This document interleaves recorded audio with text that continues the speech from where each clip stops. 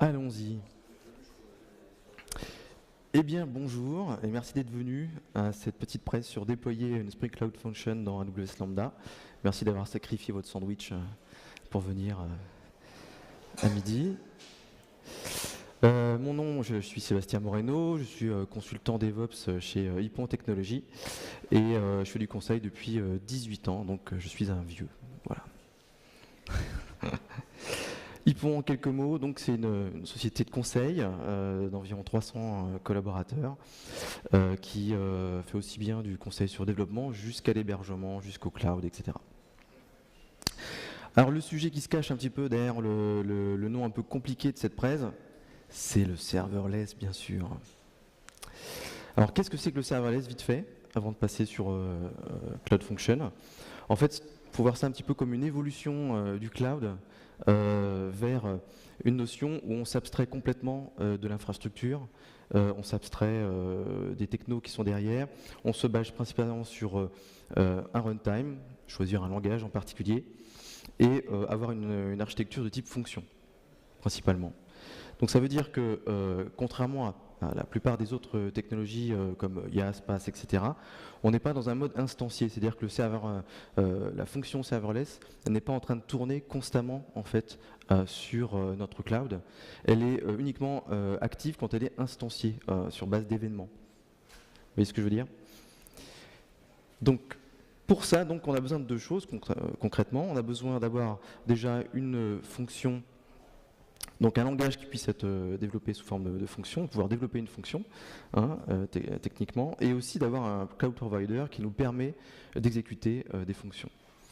Donc premier cas particulier, c'est Spring Cloud Function. Donc Spring a sorti, je crois que c'était début juillet, mi-juillet, une première version, une pré-version de Spring Cloud Function, qui est donc une surcouche à Spring Cloud permettant d'exécuter, de développer des fonctions.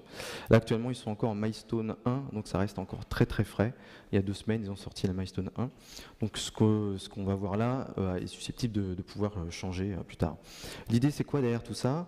C'est de promouvoir le développement de fonctions, bien sûr, et d'exécuter le même code en fait sur différents types d'endpoints, et d'avoir un modèle de site de programmation relativement uniforme entre les fournisseurs serverless. Ça, c'est plutôt intéressant parce que un des problèmes du cloud, on va le voir après, enfin un problème, c'est qu'il y a une notion de lock qui peut être potentiellement problématique. Alors que là, justement, Spring Cloud Function va nous aider un petit peu à pouvoir nous abstraire un petit peu du fournisseur de cloud. Donc, l'utilité aussi derrière tout ça, c'est de pouvoir utiliser toutes les fonctionnalités qu'on retrouve dans Spring Boot, l'autoconfiguration, l'injection de dépendance, etc., toute la stack Spring, qui a un avantage, mais potentiellement, on va le voir un peu plus tard, qui peut être aussi un inconvénient, parce que dans le cadre des fonctions, on veut plutôt quelque chose de léger, et là, en l'occurrence, évidemment, on ramène toute la stack Spring, donc ce qui peut être un peu plus lourd. Donc voilà, du coup, on va commencer direct par une petite démo. Donc ici, j'ai une fonction. Alors, on va retrouver un peu les mêmes, je ne sais pas si vous voyez, on va retrouver à peu près le même code qu'une application Spring Boot classique, une application. Là, j'ai une petite fonction qui va s'appeler favorite function, que je déclare ici sous forme de composant, qui implémente l'interface fonction et qui doit avoir une méthode apply ici qui va être appelée dans le cadre de ma fonction. Je lui fournis dans mon exemple une ville, un objet ville, et lui il me répond en fonction de la ville où je suis, c'est quoi le mes favori. Donc on va pouvoir tester ça tout de suite. Sinon, globalement, en termes de configuration, on a principalement ça, c'est tout. On va regarder un petit peu le POM vite fait. Donc on utilise le Spring Cloud Function Context, c'est principalement ça. Ici, dans un cadre de test, on va quand même utiliser le Spring Cloud Function Web, c'est-à-dire qu'on va pouvoir lancer localement notre fonction, et pour ça, il nous faut quelque chose qui puisse porter notre fonction. Donc, on va essayer de builder tout ça. Donc, je fais un petit build de cette fonction. Bon, il n'y a pas beaucoup de code, hein, donc c'est relativement rapide. Qu'est-ce qui m'a buildé? Alors, je ne sais pas si vous voyez. Là, il m'a buildé en fait je vais vous mettre ça ici, ce sera plus lisible. Tac. il m'a buildé donc un premier jar tout petit qu'on voit en bas, là, qui fait 5K, avec mon code actuel, et un jar un peu plus gros qui lui est exécutable, puisque justement il peut embarquer potentiellement la partie Tomcat me permettant d'exécuter ma fonction. Donc on va faire un petit test. Je peux tester localement. Hop.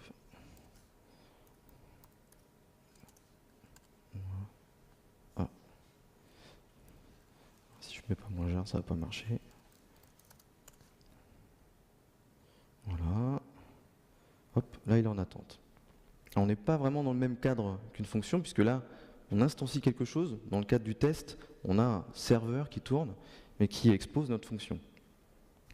Derrière, un petit test local, par exemple, ça pourrait être tout simplement un appel curl, où on lui dit qu'on va envoyer donc une donnée qui va correspondre à notre objet city, qui va être transformé en objet derrière. Donc si j'exécute ça, hop, il me répond chocolatine. Donc voilà, on n'est pas perdu, ça va. Donc là, en très peu de code, on voit bien ici qu'on peut avoir une fonction qui puisse être complètement utilisable et testable localement en utilisant les mêmes stacks qu'on connaît actuellement côté Spring. Voilà. Maintenant, tout ça c'est bien, mais ce qu'on veut, c'est pouvoir envoyer tout ça dans le cloud, parce que tel quel, notre fonction elle nous sert un peu à rien. Donc un des fournisseurs de cloud majeurs qui peut exécuter du serverless, c'est Amazon Web Services, qui lui propose depuis environ 3 ans, je crois, les lambda, qui est donc basé sur des fonctions, c'est des instanciations jetables, c'est-à-dire qu'il n'y a jamais de votre lambda qui tourne tout le temps sur le serveur de cloud. Elle est uniquement instanciée à l'invocation, par événement. Déploiement simple, il y a pas mal de frameworks déjà qui existent déjà pour pouvoir déployer ce type de fonctionnalité. Alors, on va faire un autre petit exemple du coup. Donc, je vais récupérer mon autre petit code ici, qui est relativement similaire, sauf que j'ai utilisé, et ça c'est la force aussi du coup de Spring Cloud Function, c'est d'avoir la notion de handler avec des adaptateurs. C'est-à-dire qu'ici, j'ai un adaptateur qui vient de Spring Boot, qui me permet en fait de faire le lien entre AWS et ma fonction Spring. Donc ici, je n'ai pas du tout de code AWS dans mon code personnel de ma fonction. Par contre, j'en ai qui sont, si je remonte le POM vite fait, j'en ai qui sont en dépendance ici. On va retrouver des lambda events, etc. Mais par contre, dans mon code, je n'ai absolument rien. Donc si je rebuild encore ma fonction, qui est exactement le même code. Donc là, bon, je vais remettre là parce que décidément c'est un peu trop easy, voilà. Là du coup il m'a buildé aussi un autre jar qui lui porte par contre un jar shadé, en fait un Uber jar avec l'ensemble du code de ma fonction mais aussi des dépendances. Donc du coup je peux utiliser cette fonction là, builder, pour pouvoir la déployer dans AWS. Alors on va la déployer du coup dans AWS. Il y a plusieurs manières de faire, je lance un peu vite fait ici pour que ce soit fait pendant que je vous explique. Pour déployer lambda, on peut utiliser directement la CLI AWS avec des lambda, des fonctionnalités simples comme la create fonction. On dit voilà qu'on veut déployer du Java 8, dans quelle région, avec tel type d'utilisation mémoire, de timeout, etc. Quel est mon handler aussi que je vais exécuter. On peut aussi utiliser des outils comme serverless aussi, qui de façon descriptive à base de YAML permettent de décrire qu'est-ce que je veux définir comme fonction. Donc là, il m'a répondu qu'il a déployé ma lambda. Donc si je vais dans AWS, là je vais retrouver ma fonction qui était déployée. Si je vais dedans, hop, donc on voit un petit peu la lambda telle qu'elle est, on retrouve fonction handler, Java 8, etc. On peut y mettre aussi des variables d'environnement, donc pouvoir la configurer dans un environnement donné. Et on va la tester. Hop, donc là que j'exécute, c'est la première fois qu'elle est exécutée, donc il y a un temps d'instanciation. Derrière, en fait, il instancie un conteneur Docker, il va mettre toute la stack nécessaire pour pouvoir exécuter du Java 8, et il exécute ma fonction. J'avais mis un petit test avec Bordeaux. Donc du coup, il me répond chocolatine. Là, on voit que le temps d'exécution, instantiation de ma lambda, mais aussi instantiation du JRE, etc., ça a pris quand même 7 secondes 5, ce qui est beaucoup.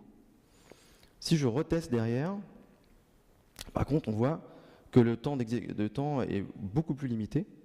Hein, ça a été beaucoup plus rapide. Pourquoi? Parce qu'en fait, même si la lambda est instanciée, enfin, elle est appelable à chaque fois, elle n'existe pas en termes d'instance serveur constante, elle est quand même à un moment donné mise dans une forme de cache. En fait, après le warm-up qui a été fait, elle reste disponible, elle peut être réutilisée derrière.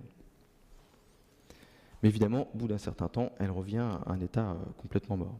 Donc tout ça, c'est très bien, mais par contre, qu'est-ce qu'on fait de cette fonction après? Telle qu'elle, elle ne sert un peu à rien. Donc ce qu'on va faire, c'est qu'on va potentiellement y associer des triggers.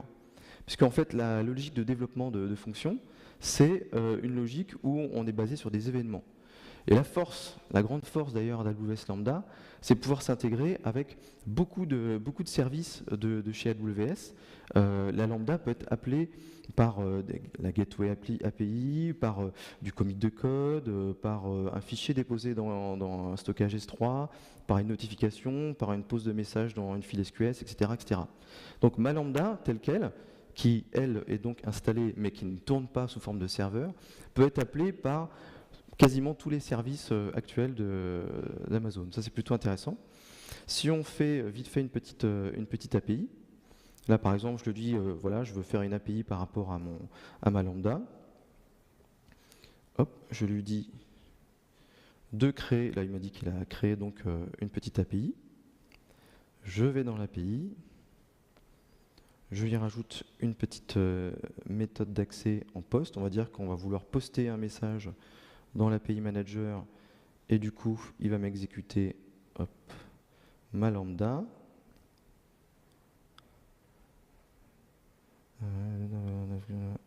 Tiens. Ah bah oui, c'est vrai que c'était EU.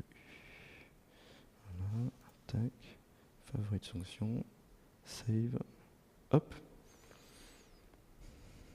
Et voilà, du coup, là, j'ai maintenant une API qui est disponible, qui va me permettre d'exécuter ma lambda. Il faut quand même que je la déploie. Je valide que cette API est utilisable. Pof. Voilà, donc là, il l'a mis en prod, on va dire, entre guillemets. Je peux même récupérer sa configuration. Donc, on peut utiliser Postman, par exemple, pour tester cette API. Donc là, je passe sur Postman. Je récupère la description de mon API. Alors, non, je ne vois rien, donc c'est pas pratique. Voilà, lambda microservice. Donc ici, il me propose un appel à cette lambda. Dans le body, je vais quand même mettre un petit message. Name. Donc, on va dire Bordeaux. Voilà. Donc là, je peux directement la lancer. Suspense insoutenable. Et nous avons toujours des chocolatines. Donc voilà l'idée. Donc en très peu de temps, assez facilement, on a une lambda qui est basée sur une API. On n'a aucun serveur qui tourne, à part le cloud bien sûr, mais qui nous fournit quand même des services qui peuvent aller beaucoup plus loin évidemment que ce que je viens de montrer là.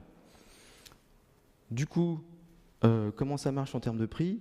Le premier tiers, donc le premier million de requêtes par mois d'appels de lambda est gratuit. Ça laisse supposer qu'on peut quand même faire déjà pas mal de choses rien qu'avec le free tier. Et ensuite, le coût n'est pas forcément très très important. Par contre, comme tout pricing dans le cloud, il faut quand même pouvoir étudier concrètement qu'est-ce qu'on va utiliser dans le cloud avant d'avoir des mauvaises surprises. On a quand même des limitations, hein, clairement, dans les lambdas. Normalement, il y a une durée d'exécution d'une lambda qui est le maximum 5 minutes. On a aussi une utilisation de mémoire qui, elle, normalement est maximale de 1 giga 5. Donc il y a quand même des limitations qui sont présentes. Il y a des alternatives, bien sûr. Il y a aussi Azure qui commence à s'y mettre. Il y a Google Cloud Functions qui commence à s'y mettre aussi, Penwhisk. Même Kubeless, c'est aussi une fonctionnalité permettant dans Kubernetes de pouvoir faire une sorte de serverless. Mais AWS Lambda est quand même actuellement le plus avancé historiquement sur ces technologies-là. Il me permet même d'ailleurs, c'est je crois un des seuls à pouvoir actuellement pouvoir utiliser différents types de langages comme Java 8, C#, Node.js, Python, voilà, principalement. Voilà, j'ai terminé. Merci beaucoup. Je ne sais pas si on attend une petite question. Plus de temps, d'accord. Bon. Bon, on pourra poser des questions un peu plus tard autour d'un sandwich. Merci beaucoup.